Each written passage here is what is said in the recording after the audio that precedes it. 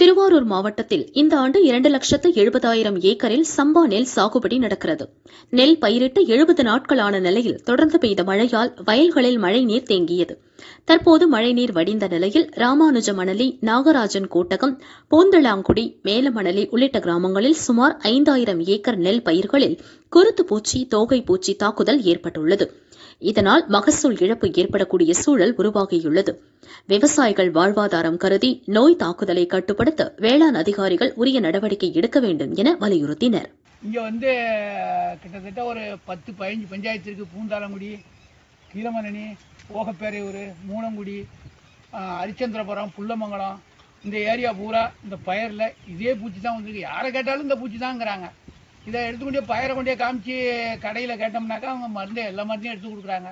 முதல்ல ஒரு திருப்பம் மழைக்கு மிஞ்சி அடிச்சிருக்கேன். இப்போ மழை பெஞ்சு விட்டதுக்கு பிறகு பூச்சி வந்துருக்குன்னு எடுத்தால் அதே மருந்து தான் எடுத்து கொடுக்குறானோ. அடித்தா சுத்தமாக கேட்க மாட்டாங்குது. அதுக்கு என்ன ஏதுன்னு எங்களுக்கு தெரியல. இந்த நோய்க்கு என்ன தான் பண்ணுதில்லை. நாங்களும் 2 வாட்டி அடிச்சு விட்டோம், 3 வாட்டி அடிச்சு விட்டோம், சரியில்லை. இதை அரசாங்க அதிகாரிகள்லாம் பார்வையிட்டு என்ன மருந்து அடிக்கணும் அப்படின்னு எங்களுக்கு விவசாயிகளுக்கு சொன்னால் தேவலாங்க. அதனால் உடனடியாக பார்வையிடணும்.